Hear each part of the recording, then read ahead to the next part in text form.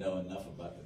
You didn't have to know in depth, but you had to know enough to about the blurbs to sell them to somebody. Right. Yeah, when that came out, they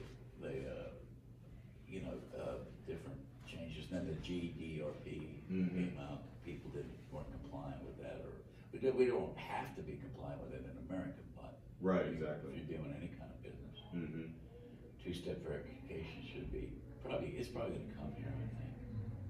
Well, I think when it comes to, I think most businesses now need to go into a system, and I talk about this a little bit, where they're, well, if it's in an office setting, they definitely need to hide that Wi-Fi signal so that no one can hop on it and do it. I mean, chances are slim, but you never want to take that risk that you get somebody who's smart enough to figure out what whatever the business's Wi-Fi password is, and is able to hop on the network. I know there are some industries or some offices that actually have a wireless gateway from their cable provider, which there's nothing wrong with it, but all it takes is for someone to sneak in the back room where all of that equipment is, and the Wi-Fi password is right on the gateway, and then you can just get on the network. So I mean, it's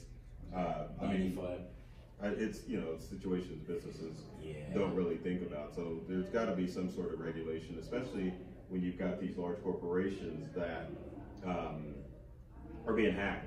I mean, obviously they're not doing their due diligence as far as making sure that that their systems aren't being infiltrated, and a lot of it is back to what I was saying, more like the handyman complex, as far as, well, not necessarily Cousin Joe, but yes, we need to upgrade our systems, but at the same time, let's go ahead and put that on the back burner and concentrate on putting our money elsewhere, and then they let their systems get lax, and someone is able to hack into it.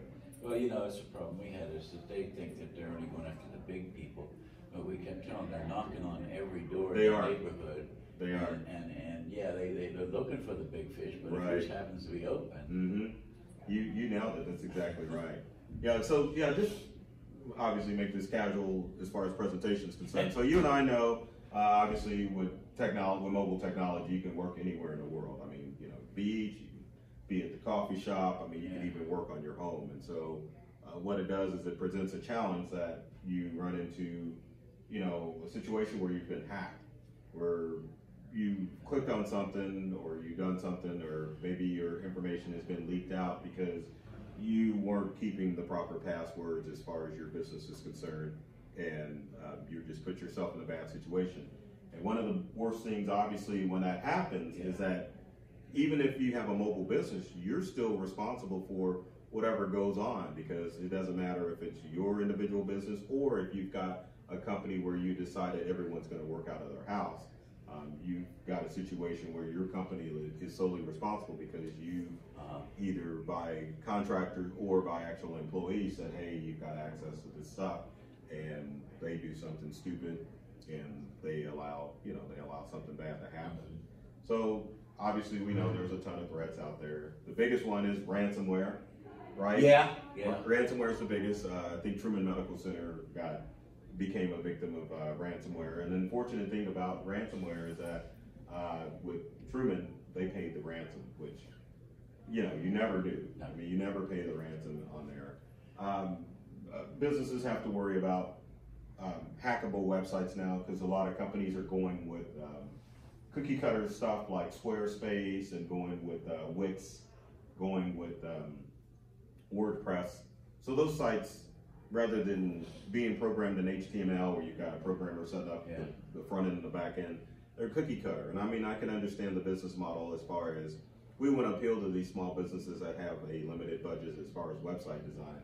But the problem is, many of these sites utilize social media to log into it. Because I know with Wix, you can log in using Facebook. And of course, if you log into your company website using your Facebook credentials, then your website's going to have the same credentials as Facebook. And so if someone figures out your social media username and password, then they can easily get in and find out where your website. Because the other thing that's happening too is, not only are these companies offering website design, they're also doing web hosting.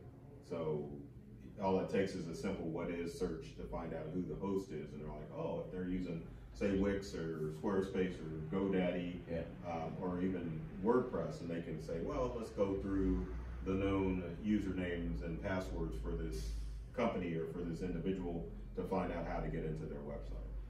You know, and of course, if your website's hacked, then it's almost a situation where you've got a ransomware situation going on, where you may get an email from someone saying, hey, yeah, we've got access to your website. And of course, in that process, they've changed the usernames and passwords for that. Exactly. And then of course, you'll have to pay something to get access to it.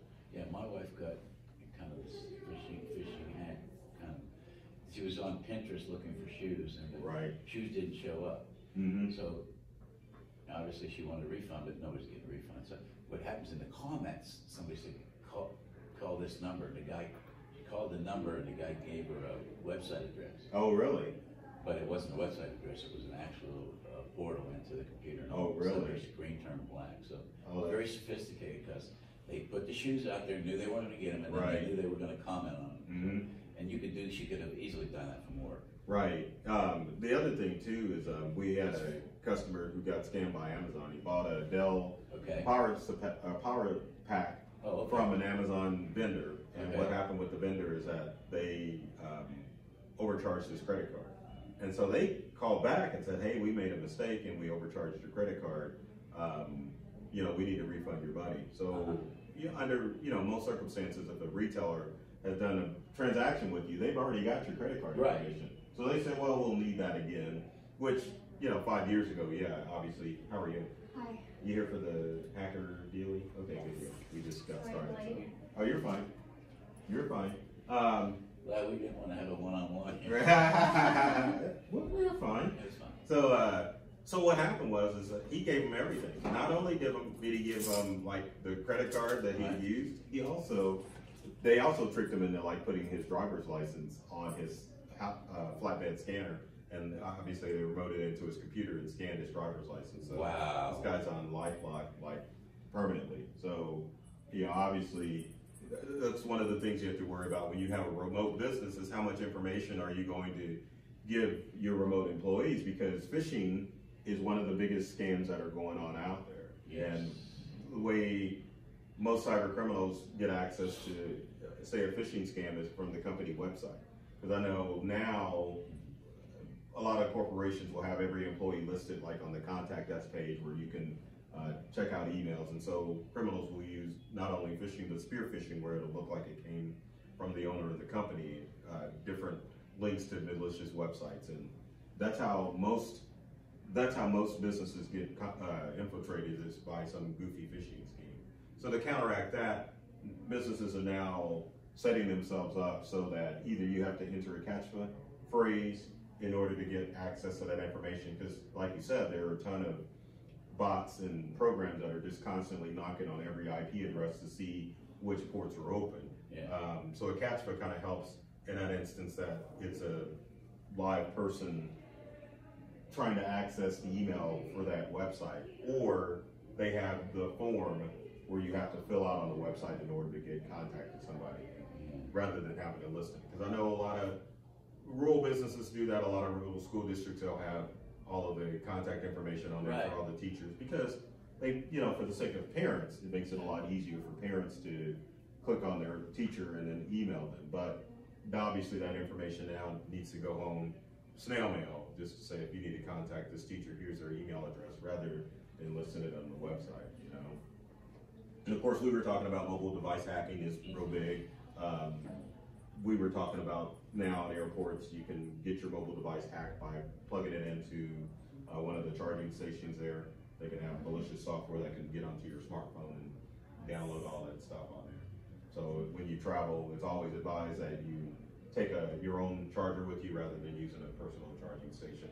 And one of the problems that happens too with mobile devices is, especially if you've got a BYOD, bring your own device, to as far as work, you may have somebody who thinks that having a password on their smart device is inconvenient. Now there's no excuse, because you've got facial recognition software both in Android and Apple products. But if someone's got an older phone and they decide they don't want to put that stuff on there, what apps? Hey, how are you? What apps are you? Or what apps do you have? Or company apps are on smart devices that people can have access to? So I mean, it's a big concern that if you have a mobile business or if you have mobile employees that they always put passwords on their stuff. So that being said, as far as cybercrime is concerned, one of the most important things that people always need to remember about cybercrime is that most cybercrime occurs because someone interacted with like a phishing scheme or went to a malicious website. Right. All your devices are safe. So as long as you've got devices that are probably 3 years or newer, you're making sure that you download all the updates for your smartphone, for your computers and stuff. Your device is safe. Like we were talking about earlier before, there are programs that are constantly going around on the internet, knocking on every IP address or knocking on every device's firewall to kind of see if there's a vulnerability. So you do have that threat out there. But as long as you're making sure that your devices are up to date, making sure that you have the latest versions of all your stuff, you're relatively safe. The hackers have realized that, so they have that automated process to make sure that they can go and break into somebody's device. But in order to get people to fall for all the scams that you see, most of the cyber threats that you see are socially engineered, meaning that they create emails, they create websites that are designed to entice you to click on it or to elicit a response if you get an email. Like this time of the year, Amazon scam emails, UPS scam emails, or even USPS scam emails are coming through basically saying, hey, we've got your there's something wrong with your package. And obviously you want your package under the tree for Christmas or whatever holiday you celebrate during the holiday season. And hackers know this because they're like, well, people want this package, so we want them to click on the link, and that's how most people get in trouble. So this time of the year in our IT business, we do see a rise in businesses getting hit with ransomware because they're clicking on stuff that they aren't supposed to be clicking on. So as long as you don't click on stuff, you're gonna stay safe from most of the major threats out there. Now, keep with that in mind, you do have the large scale company data breaches that occur, like your Equifax and your, I'm trying to think of Target, we can just name a company, they've been a victim of a data breach. And those occur because the company was negligent as far as making sure that their systems were locked down to make sure that people the hackers couldn't get into their systems. And that occurs because the companies don't get the latest and greatest software. Kind of give you an example, like the airline industry, they're still on mainframes from the 60s and 70s. Now the user interfaces will obviously work on a Windows or Mac, but as far as their core system, as far as monitoring flights and stuff, still on mainframes. So, I mean, it really puts the airline industry at great risk. Same thing with the government. Government's still using mainframes too, so, and older equipment. So it really puts those industries at risk. Now the good thing about both of those industries, they have people that are monitoring those systems 24/7 to make sure that no one gets into them. But at the same time, if you've got a smaller business, sometimes it's kind of hard to do that. So you always want to do your due diligence as far as making sure that your stuff is up to date. So one of the things I know that's a major risk as far as like a smaller business is concerned, especially if they have people remote in, would be remote desktop. They highly recommend that you use a VPN to log into a server as opposed to like using remote desktop. So to kind of get an idea versus remote desktop. Right. So what type of business do you have, or? I own a travel agency and I have. Oh really? Yeah. Okay. I built it with my family. We have our own social media platform to share photos and get commissions for referring people. Mm-hmm. So we definitely. So do you have an office, or do you guys kind of all work? It's all online based. Okay, I got you. Well, my dad owns a cafe inside the Mid-Continent Library that he operates with my stepmom, so we work up there sometimes, but being remote, I can usually work at home. Oh, okay, I got you. So. And what platform are you on? You Windows, Mac? Windows. Oh, yeah, okay. Yeah.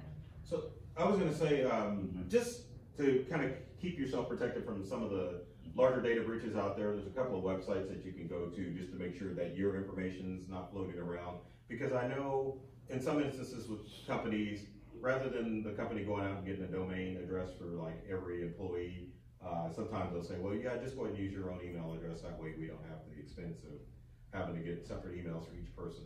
Now, my opinion is that you should probably get a domain for your business and supply domain email addresses to contractors or everybody. But just in case not, one of the sites you want to go to is called Have I Been Pwned or Pwned.com. So if you go to Have I Been Pwned, this website keeps track of email addresses that have been part of large-scale data breaches. So like if you're concerned, if your company information's out there, you can go to this website, type in an email address, and it'll let you know if that email has been part of a large-scale data breach. And if it has, what you want to do is change the passwords to all of those online accounts that are listed in the Have I Been Pwned website. Another website you can go to is called fightingidentitycrimes.com. What it does is it lists every data breach that has occurred since 2012. And the reason you want to do that is because most companies don't report if they've been breached or not. Sometimes you'll see the large scale breaches like the Targets, like the Equifax, Facebooks, those obviously make the news. But there are a lot of small companies out there that have pretty much given away people's entire life history. So fighting identity crimes is an excellent place to go to find out which companies have been breached, what information was compromised, and then what steps you need to take in order to make sure that your information is safe. And then another thing that you can do is run a credit check for your business to make sure that no one has opened up a line of credit for your company. And that's important because, and the two agencies that do that are the two E's, Equifax and Experian. TransUnion doesn't have business credit searching capabilities. Obviously, all three will allow you to do what am I trying to say? Obviously, all three will let you do personal, but for business, it's only Equifax and Experian. But I mean, obviously, that's a good idea because you don't want your business, especially if you're running a remote business, because you don't. It's not all under your roof, so you don't know what's going on. Because obviously, you could have employees that are like rogue, doing their own thing. So yeah, number one, as far as actual tips, is back up your data and devices. Always, always, always back up your data and devices. Procedures. And there's several ways you can back up. You can do the external hard drive, which works mainly if you're in-house, obviously, because you may have a server, you've got an individual computer that you can back up. Mobile external hard drives really don't work because, I mean, think about it. When you open up your laptop, is the first thing you're going to do is back up your data or hook up that external hard drive? Most people aren't thinking about that. And if you've got a mobile business, that ain't happening. So, I mean, yeah, you could throw it out there, but it's not a viable option. Now, some companies will go with what's called network access storage or a NAS device. And basically, you can set up a NAS device as your own personal cloud. So if you wanted to set up a system where you want to allow file sharing with like your whole team, rather than using a server, you could actually set up a NAS, and it's basically like your own personal Dropbox. So for business aspect, using Dropbox is good, but at the same time, it's still not your data. It's still owned by Dropbox. Same thing with Google Drive or OneDrive, or am I missing some iCloud Drive? OneDrive or whatever. Yeah, you're right. OneDrive by Microsoft. I mean, it's not you're basically leasing space. So if something were to happen catastrophic with that, then they're gone. Yeah, all the information's gone. So a NAS device is a good thing to use, but at the same time, the problem with the network access storage is that even though it's a hard drive on steroids, you still got to back that thing up. Because I know there's businesses that we work with that are mobile that have a NAS device, and then the NAS device fails, and then there's no backup. There is none yet because it's their only. Yeah, so if you get a NAS or a network access device, they have a port where you can actually plug in like an external hard drive to run automatic backups on the NAS device. So if it fails, then you've got a hard drive to go through and recover stuff from. Now, with both the external and the NAS, there's two forms of backup that you can use. Windows users, sorry that photo is fuzzy, can use file history to back up stuff automatically. And that's what you want, regardless what type of backup you want an automatic backup system. So it's either, if you're in the good habit of plugging that external hard drive in, as soon as it plugs in, it'll automatically back up your stuff. And then if you've got Macintosh users, there's I went the wrong way. There's Time Machine that you can use to back up your stuff. But realistically, if you've got a mobile business, probably the best thing to do is to back up to the cloud. Okay. So I mean, as far as since you're working mobile, is all the stuff that you have up in the cloud, or how does that all work?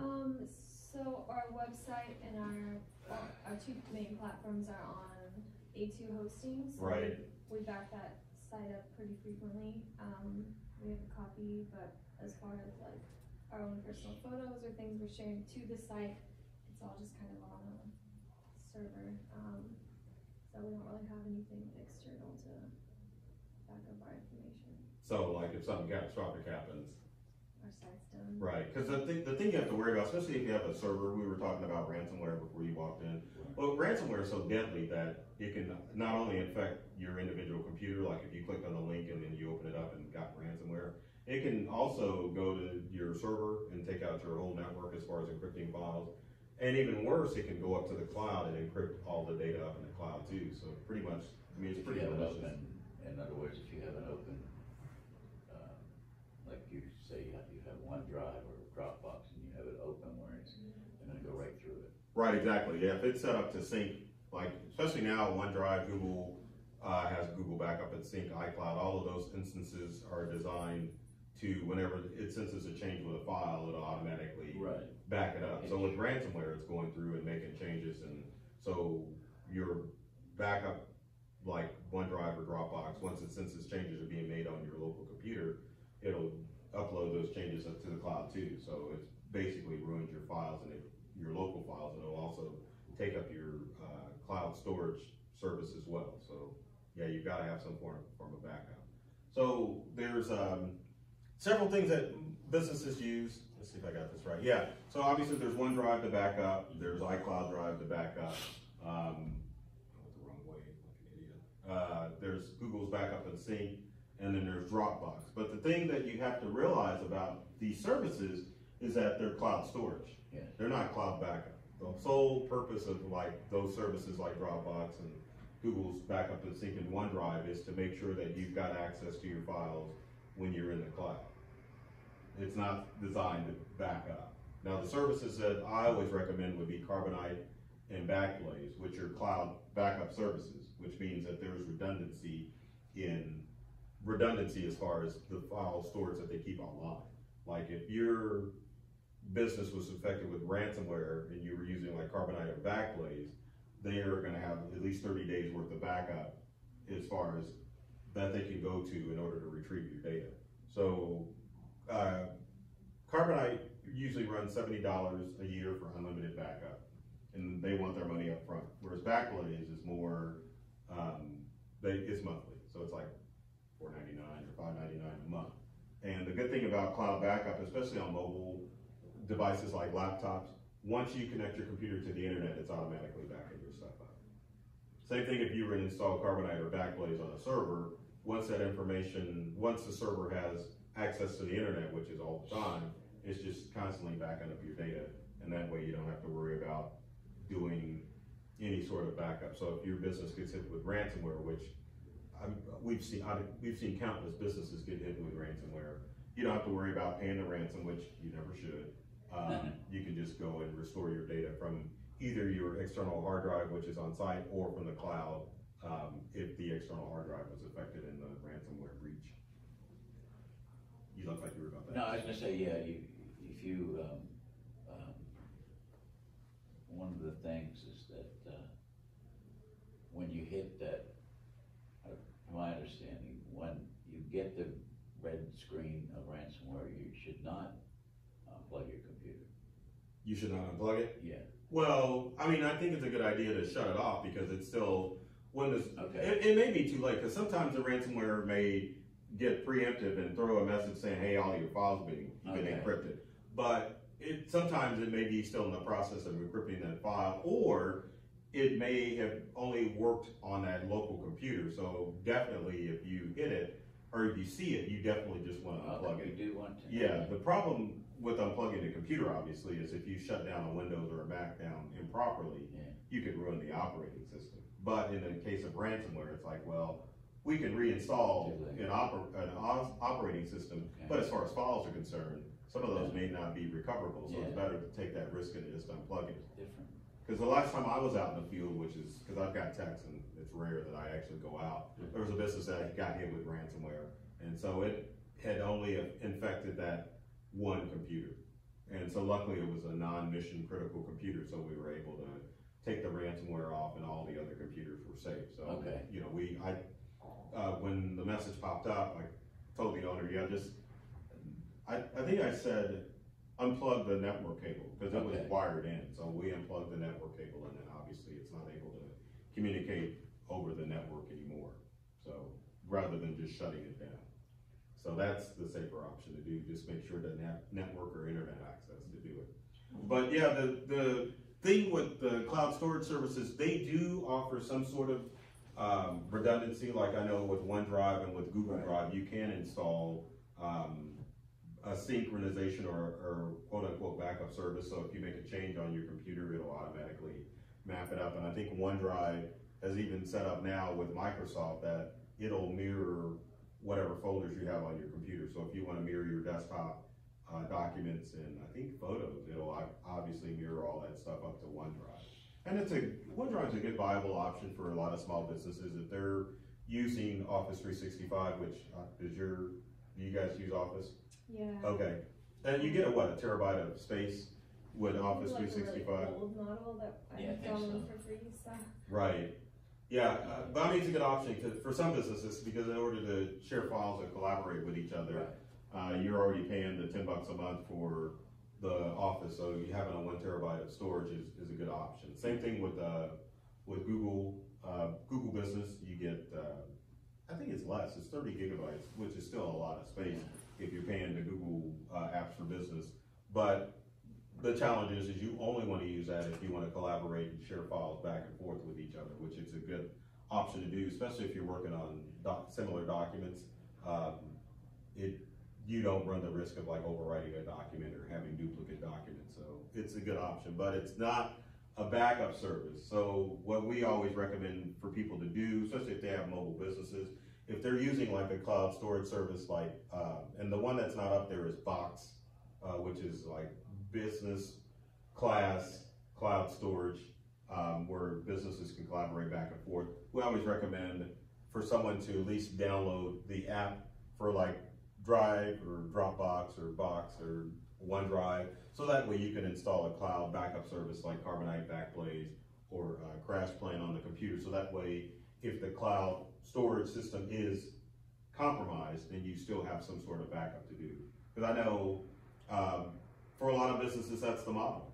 Businesses are trying to get away from the server because servers are just, they're expensive and they're just, you know, it's a lot of work to maintain a server. You know, there's less maintenance. I mean, even though you only buy a server, every 10 years, and Microsoft will support them, it's just one less thing that people have to worry about if they're collaborating in the cloud. But at the same time, you want to make sure that there's some sort of backup in place to save you from the cloud. Mobile devices, I mean, that's always an issue too, right? So I always recommend, there's several methods you can back up your mobile device. And since we're in a Google world, doesn't matter if you're using Apple or Android, Google Drive is a good option to back up your documents on your Windows or Android device. If you've got photos, because I know there are a lot of businesses that are photo-centric, Google Photos is a good option to use for both Apple and Android, because Google Photos will back up unlimited amount of photos and videos to the Google Drive. Now, for the unlimited option, you have to turn on, I think they say it's like high-res quality photos in order to back up to Google, but I think for most intents and purposes, that's gonna be good enough. If you want like the super HD photos and stuff, I think you're limited to like 15 gigabytes, but of course you can always buy more storage space if you need to. And if you do have a photo-centric business and you're using a smart device like a phone or a tablet, you do wanna have some type of automated backup on it, because you know, anything can happen to a mobile device like a phone. You can drop it in the toilet, step on it, and then all those photos are lost. And believe it or not, data recovery is not cheap. It's pretty expensive. Yeah. So number 2 is password protect and encrypt your devices. And encrypt is the key word here as far as having a mobile business. Because, you know, we'll get to it in a second. But as far as passwords are concerned, passphrases are the best things to use now. And a passphrase is basically like lyrics to a song or 2 words that are 2 nouns that you can put together, like purple chicken or yellow, well, not yellow Ferrari because there's a such thing, but I don't know, yellow duck, yellow elephant, something like that, and then some words and numbers. Because passphrases are easy to remember, easy for your workforce to remember, and they meet the criteria of 8 to 16 characters long as far as making sure that hackers have a hard time getting access to your stuff. So you can even use, as far as passphrases are concerned, you can even just open up a dictionary and just pick 2 pages and pick 2 passphrases and use those as opposed to using a ton of hard to remember passwords. Because I know if you save your information within like Google Chrome, it'll automatically store all that password information too, and Google always tries to make you do the hardest to remember passwords, and I mean, that's just not really good, you know, as far as maintaining all your passwords. We have LastPass. I was getting there. Password keepers. I don't have a picture of it, but yeah, LastPass is a good option to use as far as making sure that you have access to all of your company passwords. Because do you have it set up as individual, or you just got it set up as a company? So I know there's companies now that company's just me and my wife. Right, exactly. But we have, you know, and she likes to keep it, you know, on all the time. Right. And have to log back into it, but I told her don't do that because if like happened last time, you make sure you turn it off so because if it's open when they do hack you, they can get right into your password, everything that LastPass has. Right, exactly. Yeah. If someone gets access to the computer, yeah, they have access to all of your stuff. You know, but it goes back to that key thing of don't click on stuff in order to you know make sure that you know. But I get what you're saying. Yeah. Yeah. Yeah, it was hard because we told earlier is that this is just something that my wife bought shoes on Pinterest, and they put shoes on there that were absolutely never going to ship, had any idea. So she figured she lost her money, but in the comment section they said, "Oh, you can get a refund by calling this number." Well, it was a number. It wasn't. That was safe. So she called the number, but then a guy gave her a //. He gave her a portal into his computer, and the minute she typed that in, he was in, and it was all over from that. I caught it about so fast because she goes, my computer screen went blank. So what happened? And so you know, you be careful of that kind of because phishing is what it. Right. Yeah. Definitely, it was a phishing scheme. They fished out that information. And a lot of times, you know, especially in your business, they can get, like he said, you can get your information enough to know that they're somewhat legit. Because they pulled all that information out before they called you or something and said, I need a refund or from this travel or I need to check on this, and then you think they're legitimate, but it's very tricky. Yeah. So you use LastPass as far as a password keeper for. I mean, yeah, it's fine. I mean, obviously the old method of storing it in a book or having a password thing is good, but it's inconvenient, especially if you're working across. Well, yeah, LastPass is free, and it will work across all your devices. So once you install LastPass on your computer or on your mobile device, then anytime you pull that up and LastPass is running on a device, it'll automatically fill in the password information, and then you can have access to all your accounts. But the major reason to use a software like LastPass is because for all of your online accounts, you want different usernames and at least different passwords for all of your online accounts.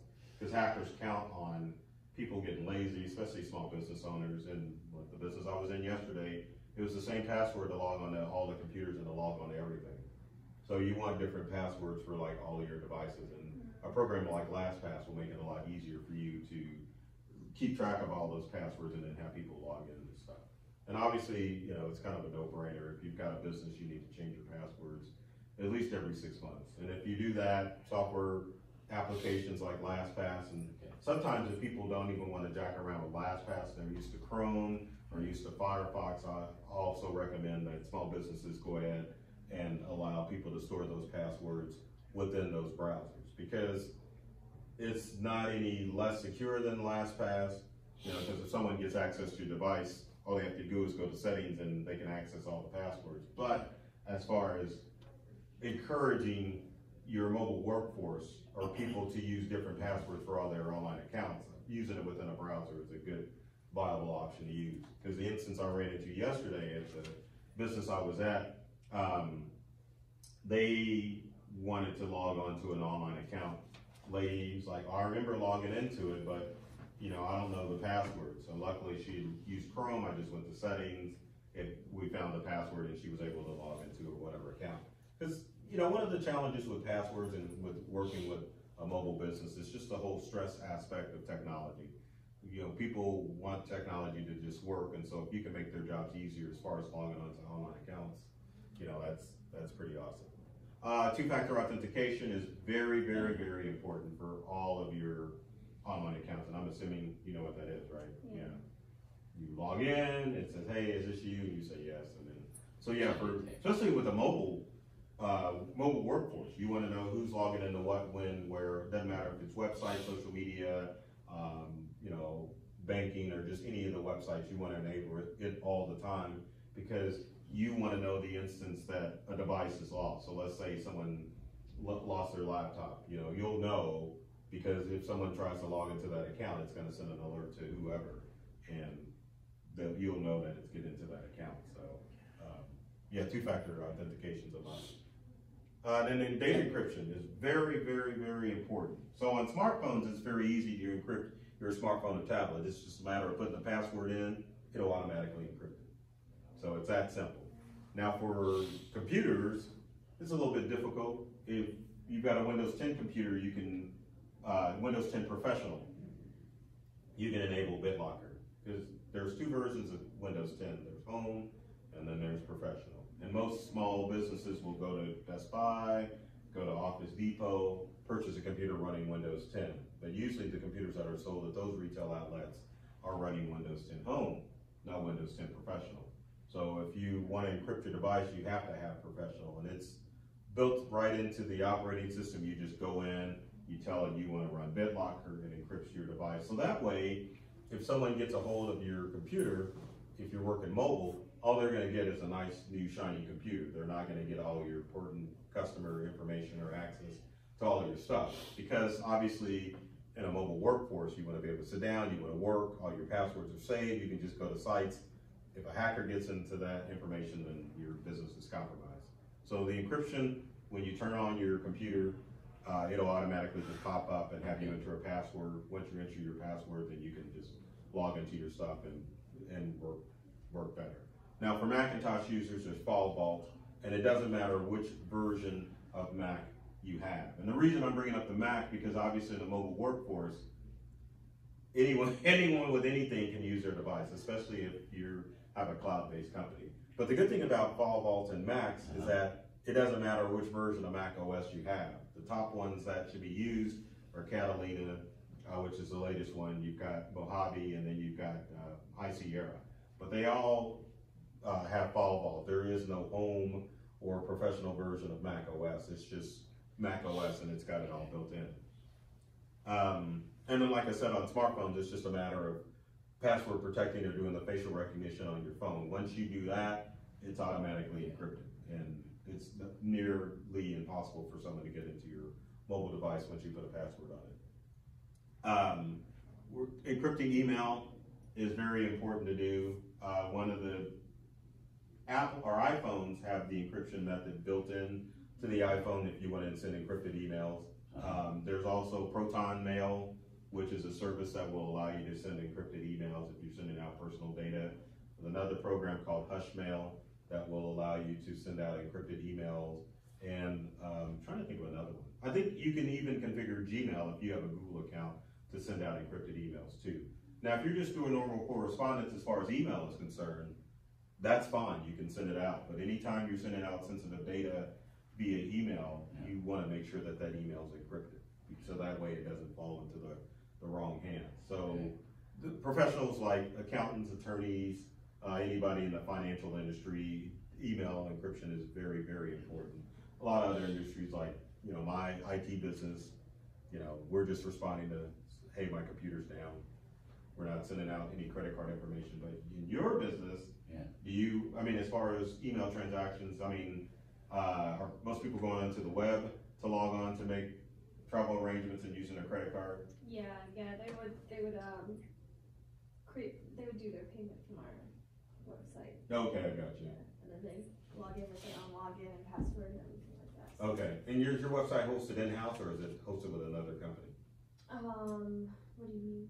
Meaning the web server is not like at the agency, it's like hosted. Yeah. Okay. It's hosted. Yeah, that's one of the things I was gonna recommend too, is that there are companies that still like hosting email and websites in-house. I always recommend to do it to an outside party because there's, you've got companies that are monitoring that stuff all the time to make sure that hackers are getting into your stuff. If your server's in-house, then either you've got to employ someone to like monitor that stuff all the time, or you run at risk of getting hacked because you just got to make sure that server's So always up to date. Outlook has no encryption? Outlook does have encryption built Okay. into it. Because we use GoDaddy as our. Oh yeah, you're using the GoDaddy Office 365 Outlook. Office 365, Right. runs through Outlook. Right, and Outlook does have encryption built Okay, into good, it. because I need that. So number 3 is beware mobile phishing. We talked about this, obviously. Oh. And there's all forms of mobile phishing. Uh, So like I said, cybercrime, most of it occurs because of user interaction. It's stuff that you're doing to invite this stuff into your devices. So notice I just got the Google Play Store up there, not the Apple Store. Google Play Store is notorious for being the wild, wild west. Right. Meaning that anybody can upload an app to the Google Store. Right. So you really want to be careful what apps you download onto your smart devices or what your employees are downloading onto their devices, because it can monitor the information that's going from that device to a third party, which is what you don't want. I have a company policy, which just means me and my wife right now. What's the company policy? Company policy is when you install an app, don't give it permissions. Right, exactly. Unless you know who, like for instance, barcode scanner. I did it myself. Barcode scanner. I wanted to go to the, if you couldn't have a price on the item, you could scan the barcode and you can see what the price. Right. But that was the scanner itself they were using that as a backdoor to get into everybody's phone to use it, because you said, can you access your contacts, can you access your camera? Right, exactly. Especially a camera for a barcode scanner. Mm-hmm. Sure. Same thing with the, what was the other one? The flashlight app? Remember that? Flashlight app. Yeah, flashlight app was another one too, because at the time, Android phones and iPhones didn't have the flashlight capability. If you were smart enough, you could turn it on. But yeah, for a while they didn't have the flashlight capability in, so you could download an app that worked as a flashlight on your smartphone, and then they could do all that. But that is a good point. I did not include that side. Company policy is very important. You really do have to sit down, even before you start your mobile business, and set out your rules and regulations about what's allowed and what's not allowed as far as technology use. And it doesn't matter if it's like you're supplying devices or if you're bringing your own devices in. You've got to set those rules up, because even with our techs, because our business is mobile, we have an office in Lee Summit, but at the same time, everyone's working out of their home. Yeah. And there's specific policies that have to be set in place as far as our guys, because our techs bring their own devices. But the apps that we use mainly are QuickBooks Online, and then we have Square, which is used for electronic. What's the word I'm looking for? Credit card transactions.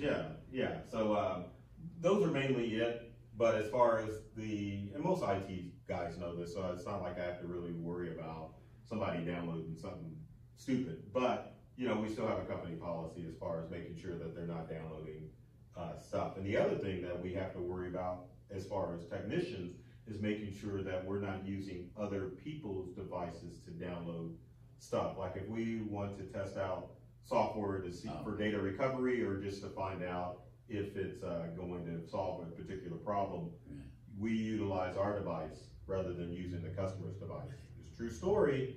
I had a technician who obviously is no longer with the company, decided to use our customer's Mac to download some malware removal tools and downloaded malware onto her Mac.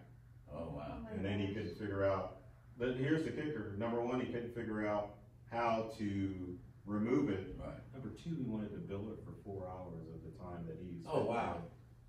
Oh my gosh. So obviously we refunded the customer their money, but still that trust had been broken. So, we lost that relationship. And he's like, I don't know how it got it. I'm like, why would you use her Mac to download something that could possibly be malicious? Right. So company policy is really important as far as setting them. Best practices, I think, is, what we go over, even just like I said, with my wife, she doesn't know, and I know a little bit to be dangerous, but it's just, we get back practice about, I tell her what we can, cause even if you have a regulator on what sites you can go to on your company, what sites the employees can go to, they can still go outside that and type in almost anything, and they can sometimes defeat the secured websites and go out to. Right, they can. Next, I was gonna talk about, obviously robocall is a big deal, but to counteract that is, one of the things that we use is that we have Vonage Business. And most voice over IP companies offer a mobile app that allow you to call out using your company cell phone with the company number, rather than your employees risking giving their own cell phone numbers out. So we always make the guys utilize the Vonage app to call customers, so that way we can cut down on the amount of spam calls that's out there. Because the problem with robocall is yes, there's a list of cell phone numbers out there, and as a business, most of them are having their employees list like their own cell phone number if they're not providing it, which opens them up if they've got it listed on the company website, or if they're handing out cards, it puts them more at risk of getting robocalls. But if you can curtail that by just having like a central number that everybody is dialing out from, or an app that they use in order to make outbound calls, as opposed to using their own cell phone. Because not that they're gonna sue you, but an employee can probably come back and say, hey, you got my number out there because I was using it for your business, and I've got all these robocalls coming in. So you can counteract that by downloading, there's a robocall app that, what's it called? RoboKiller. It's an app that can defeat robocalls, but at the same time, the best practice is to not allow your employees' cell phone numbers to get out. If they have to give a number, probably the best thing to do is to set up a method where they've got either their own line that they call for the business, rather than they give out your cell phone. And same thing, like for solo businesses, I know like real estate agents and other small businesses will give out their cell phone number, and the information is posted on the web, on social media, and people are always able to take that information and either A, sell it on the dark web, or B, take that number and spoof it and then start calling other people using that local number. And that obviously can put your business at great risk, because then you got people calling saying, hey, why are you quit calling me? Quit calling me. So I always recommend to set up and go with some voice over IP company that offers an app that will allow your workforce to call from that number. That way you're giving out your business number, you're not giving out your cell phone number. I've got second line, but oh, is it voice over IP? No, yeah. The other thing that I recommend, especially for smaller businesses, set up Google Voice number. I did for the website and the main stuff, because I know I don't want any of our cell phones coming off our website, because it's in the website. So I have Magic Jack for that, and it goes right to that. So that's another good one, is Magic Jack, and many people don't look at that option, but it's cheap. It's what, $30 a year? $39 a year. Okay, $39 a year. But and they have a Magic Jack app too, don't they? Yeah. Yeah, they have an app. No, I got it here on my phone too. Oh, do you? Okay, yeah. It's a voicemail. And so, most of the spam calls are not gonna they're just gonna hang up. Right. So, and I got an intricate voicemail if they wanna leave a voicemail, so fine. But I can screen them. Mm-hmm. But the thing is, cause the most caught one is that one that on your website. It's embedded in your code. That's why we don't have the phone number listed. My dad has his own phone number listed for his cafe, but I don't have it listed on my business cards or my website, because I don't want my number just out there for anyone to call. It used to be a good idea, but this day and age, now with robocalls and you don't want that number out there at all. You can help it, So the challenge with our business, we have an 888 number that goes through Vonage, but we also have a 816 number too. So normally on the caller ID, because you can change it, we have, when we make outbound calls, it'll come from the 816 number, so people will be more apt to pick up the phone. you know, but when they dial in, we give out the 888 number. But yeah, Magic Jack, Vonage, another service called Uma, which is voice over IP, but there's a ton of services out there, but I would recommend handing out that number as opposed to handing out Or your actual making cell number. calls to unknown.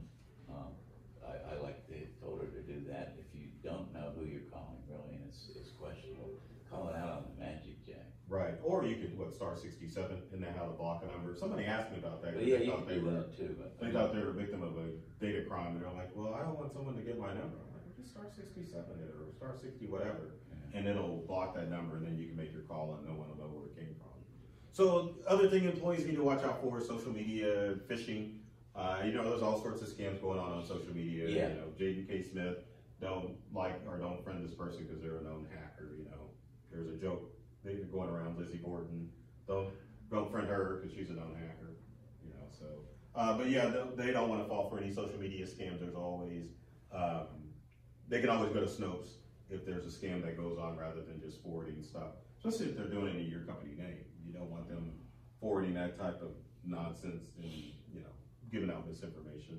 Bad websites are a bad thing to click on. You want to make sure that when you're visiting websites that it's legitimate. Doesn't necessarily have to be the HTTPS, because that just means it's a secure site.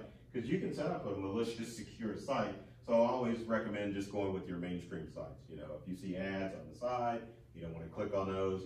If they're going to websites on company equipment, make sure that they're going to known websites and not the unknown websites. Number 4, public Wi-Fi. Who clicked on? Who connected to? Because they have Wi-Fi. You're like, heck no, I won't do that. not Starbucks, none of that. Oh yeah, the hotspot obviously is the best way to connect when you're out working mobile. But obviously, not everyone has like a unlimited data plan. So there's ways to get around that, because with the mobile hotspot, basically you've got a two-way connection between your hotspot, whether it be a phone or like a mobile hotspot, and your cellular company. And it's all virtually impossible to get into that signal, because somebody would have to break into Verizon, Sprint, T-Mobile in order to see the information that's transferred back and forth. Whereas with a Wi-Fi, not getting on your dad's coffee shop, but on Wi-Fi signal, it's not, it's fear of the unknown. You don't know how that Wi-Fi is set up. It could be set up where each person has their own IP address and they are able to get on the internet, and maybe that information is safe. Or like many public Wi-Fis, it just sets it up as a large network where people can, you know, you can see every computer on there, you can log in and access that information. And so that's why you want to avoid public Wi-Fi. If you have to use public Wi-Fi, a VPN or a virtual private network is the best thing to use. And there's two types. There's one that's all encompassing for the computer. The companies that make those would be either NordVPN or another one called TunnelBear, which is kind of like it sounds, tunnel and then bear. But both Nord and TunnelBear work on any device, so it doesn't matter. If you've got a computer, you can download Nord or TunnelBear on your Windows or Mac computer and have it mask your information and even your location. Because have you ever used a VPN before? I think so. So VPN basically creates a tunnel so that you can get on public Wi-Fi and hackers aren't able to see the information that's transmitted back and forth. It'll also mask your location, so you can say you can say that you're in Europe, or you can say you're in the United States. But the problem is with saying that you're overseas, some websites adapt based on your IP address. So you may go say, yeah, I'm in Europe, and then you go to Google and it comes up in Russian. So that's part of the problem. But VPN, if you've got limited data plan, it's a good option to use. But for smartphones, Nord and TunnelBear will work. Another option you can use as far as a VPN is browser-based. So both Opera, the browser, and Firefox have VPN software built into it. Now keep in mind, if you're going to use a browser-based VPN, it has to be stuff that you're doing on the web. It's not going to like protect your computer. So if you're going to social media sites, if you're going to email, web-based email sites, those VPN will protect you there. But if you're doing anything that requires a desktop application that's transmitting data to the internet, then that's when you would have to use something like Nord or TunnelBear to do it. But most businesses are using web-based stuff, so it's always a good idea to either download Opera, which is free, or download Firefox, which is free, and turn it on the VPN option and just using it that way. And like I said, that's a mobile hotspot. That's going to offer you the best protection. But the reason I bring up the VPN software is you've got a mobile workforce. You've got two options. Either A, you can pay for like a company-wide subscription to a VPN service, or tell them to just go through the browser, which is free. Or your other option is you have to provide hotspot service for all of your mobile workforce, and that obviously can be pretty costly. Yeah. You know, and then especially if someone's got their own VPN and you're like maybe reimbursing them, it can run you some money. So yeah, I always say, look at some of the web browser options as opposed to trying to get a mobile hotspot, because it's unfortunate, they're expensive. So number 5 is keep your devices and software up to date, which is kind of a no-brainer, right? It is, but one of them. You'd be surprised as far as software is concerned. The things that we had was Windows 10 updates are blue screening. Right. And so we're almost hesitant to do that now, because I've had to have it twice. Yeah, certain Windows updates won't download the way they're supposed to, but I mean, it's not like with updates, because obviously that's the result of wanting to download an update, or like Alan was telling me before, he did a presentation on Monday, and brought up his laptop and Windows updates popped up. So he didn't have access to his PowerPoint. It took 2 hours to download these updates. So that's the challenge with it. But at the same time, as long as you stay within a few updates, then you're going to be fine. And the reason updates occur is because software companies have what's called a bug bounty that they put out to the hacker community. So like Microsoft, Samsung, Apple, they put the challenge out to say, hey, if you can infiltrate this device, we'll offer you a bounty of however many. I think Apple's the one that's got $1 million, I think, for Catalina. So anyway, hackers try to find their way into the operating systems or phones of these devices, and if they find an exploit, then they notify the big software company, and once the big software company finds out that it's legitimate, then they patch it and we get the reward in the form of an update. Of course, the hacker gets the bounty too, but that's why these updates are occurring, because both Microsoft and all these companies are constantly trying to find out if there's vulnerabilities in their software. So they're constantly putting out updates.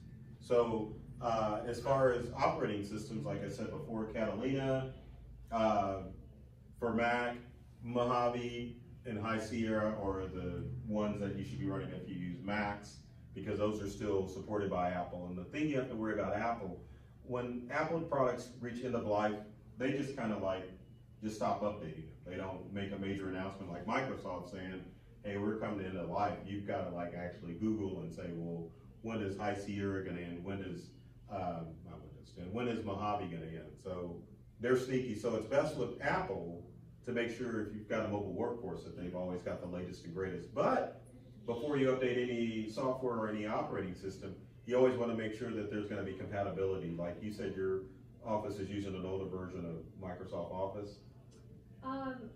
Well, on my personal laptop, I was able to sign into Microsoft and say that I was a student. Oh, okay, I got you. That's what you mean. That, yeah. Okay, I got you. But it's still Office. You're just basically with your subscription, you're saying you're using it as a student, but as far as your software is concerned, it's still the latest and greatest, so you're good. Windows, obviously Windows 10 is reaching into life 120 of January of 2020. And some IT guy told a customer, oh yeah, end of the year you need to go out and buy all new computers and I wonder about that, because my laptop's old, but it's unbearably slow lately. So well, it's not the operating system update that's going to deal with it. With laptop hard drives, the thing that usually slows them down is the actual hard drive itself. So if it's 4 or 5 years old, or maybe even older, the mechanical reading system or the platters inside the hard drive are starting to slow down, and it's not able to read that information as quickly as it was able to in the past. So the easy solution, if you don't want to spend a lot of money, would be to update that laptop to what's called a solid state hard drive. And solid state hard drive is the same technology you find in your phone and on your flash drives, whereas when you tell your computer to look for something, it can just jump to right where it is and pull it, so it makes the computer work faster rather than an old style record player or CD player where the tables have to turn and then it has to like search where that information is.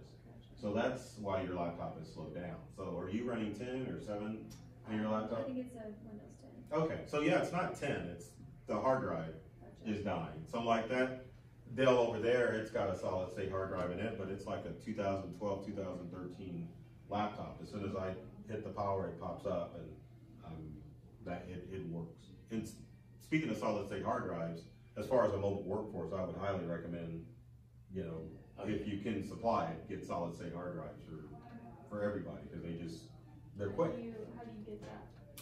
You'd have to call an IT professional like myself to come in and install it, because if your computer's still working, then there's software that will clone the information off of the old slow hard drive onto your faster solid state hard drive, and then you pop it in and voila. But nowadays, you can go to, like, I go to Tiger Direct a lot because they have refurbs. Oh yeah, as far as the computers, yeah, exactly. I bought an i5 ThinkPad.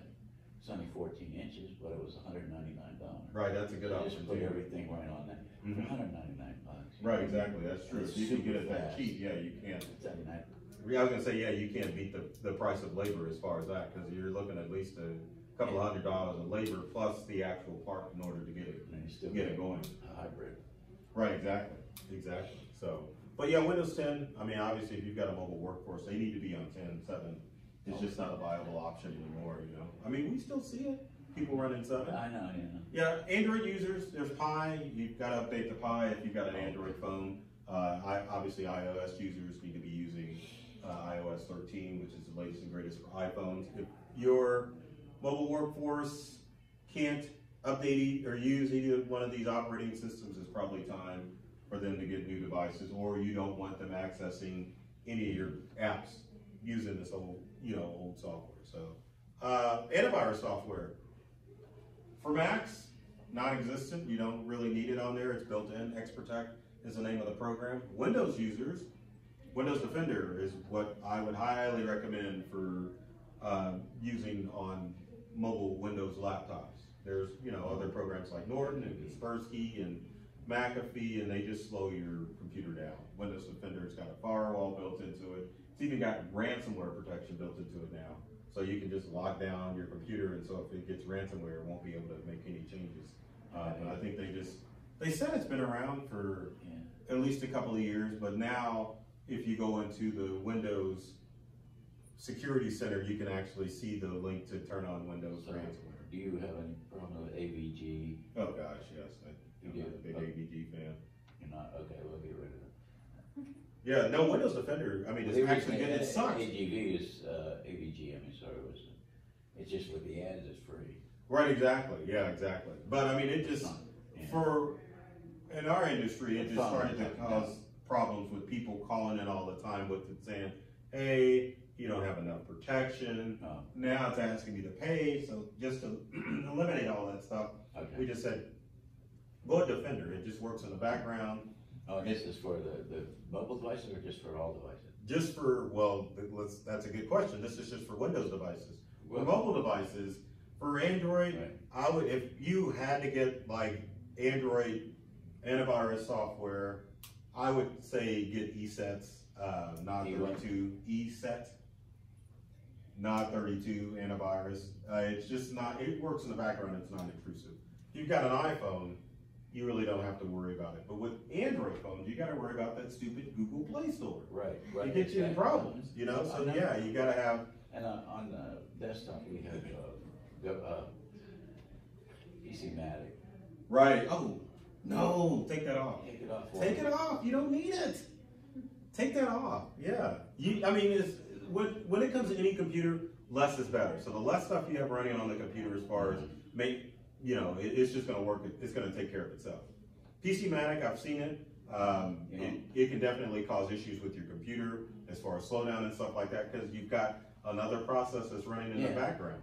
But so it's like McAfee. McAfee has antivirus. It's got firewall. It's got the spam protection. It's got so all those processes running in the background can slow your computer down. So if you eliminate some of that stuff, Your computer's still going to be able to Less take care of is more, itself. huh? Less is more. But Defender is excellent. It used to suck. Really, when Windows, because Defender's been around since Windows 8, Right. and it was horrible.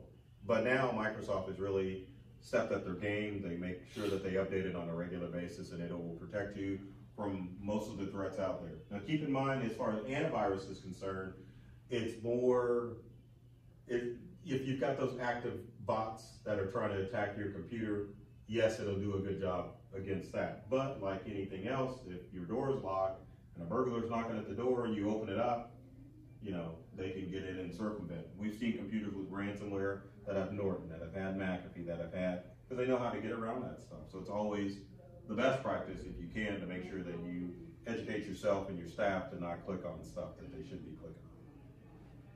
Same thing with firewall protection. It's built into Windows and it's built into Mac too. And if you're mobile, in most mobile devices, it's already enabled. You know, you just want to make sure that you don't turn it off, because there are some instances in some businesses you have to turn the firewall off in order to, like, I know there's some businesses who work with like QuickBooks, for example, the desktop version.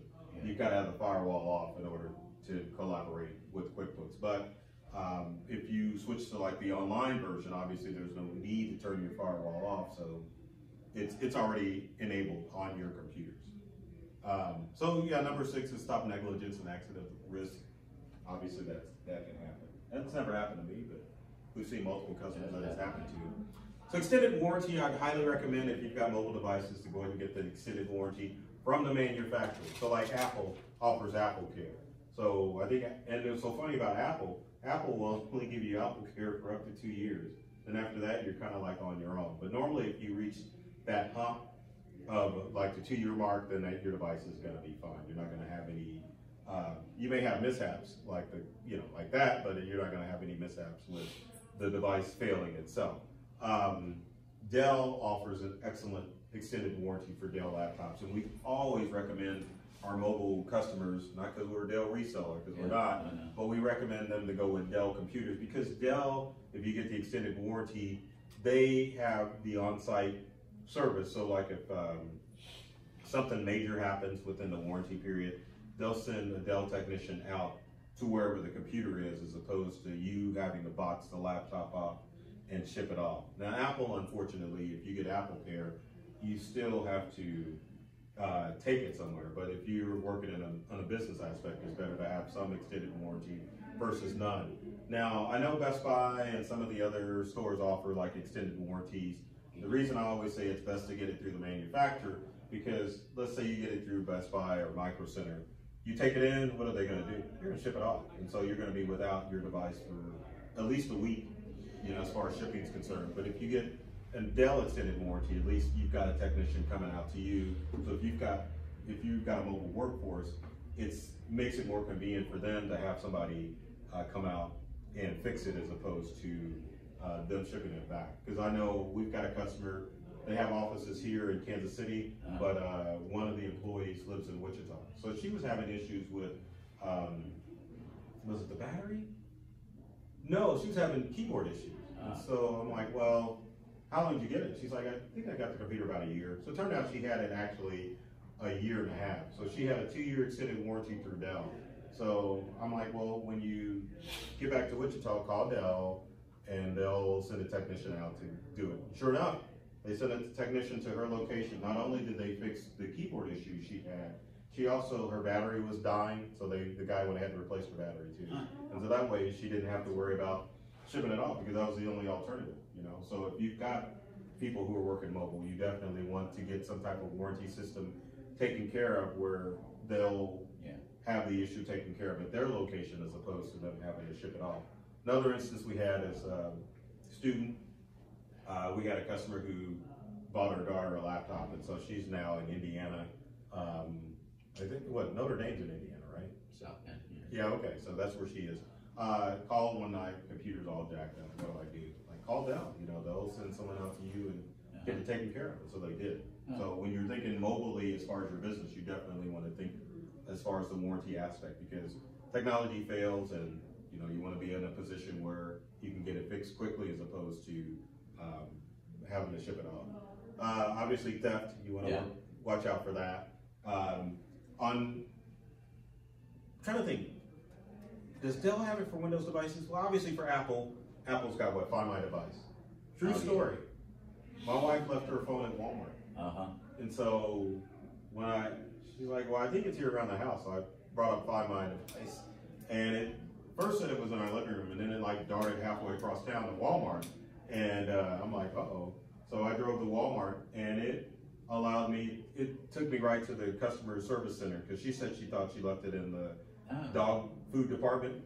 But it took me right to customer service. So it was like within 25 feet of where the actual device was. We've had customers that have had their iPads, iPhones stolen. They've called law enforcement using their Apple ID. They were able to zero in right where the device is. So you've got mobile devices, either get LoJack or enable Find My Device. I know Google, if you've got like an Android device, or if you install the Google or logged into your Google account, like on your Windows computer, you can also use your Google account to zero in on your actual computer too. So that's some of the stuff that you want to enable on mobile devices, especially these are still high theft items, so you want to enable that. If you're working mobile too, you want to be careful of shoulder surfers. If you're entering pertinent information, there's always somebody that could be looking at over your shoulder at a Wi-Fi place. So make sure you could get you can get the screen covers for laptops, and I think even phones too, where someone has to be like looking at it directly in order to see the information that's inputted. For laptops, they do make the screens where if someone's like peering off from the side, they can't actually see what's going on the screen. So if you got people working mobile and they're working in public places, you might want to invest in some of that stuff in order to keep your company information safe. And then of course, kids, I know there's many people who work mobile, they let their kids use their devices. So one of your company policies, if they're using your equipment, you want to make sure that, you can't allow family members or kids use those devices. Obviously, if it's theirs, it's no big deal. So, when it comes to technology, I always recommend people ask for help, because it constantly changes. Even us IT guys really struggle as far as keeping up with all that's going on with technology.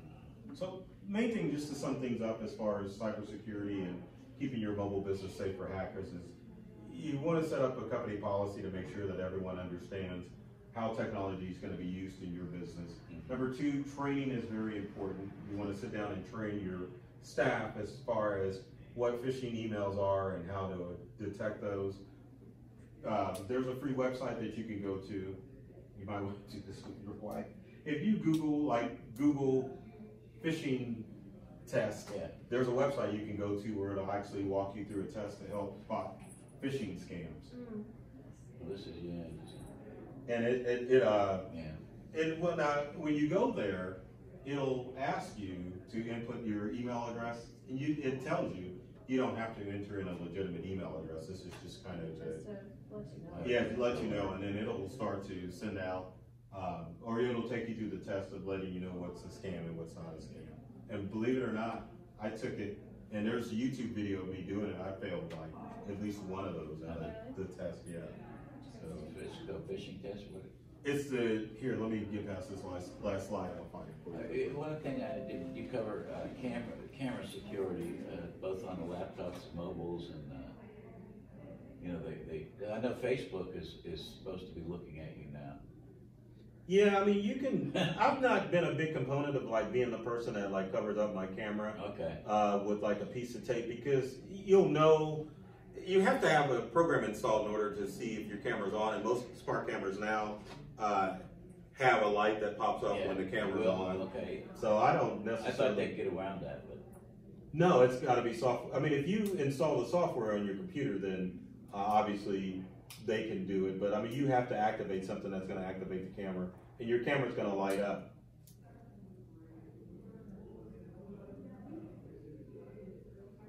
Google phishing quiz. Yeah, and it's phishingquiz.jigsaw is the website. Okay. So phishing is https phishingquiz.withgoogle.com. Oh, and I'm not connected to the internet. No, hold on. Maybe I am. Now, another thing I find that was cool is that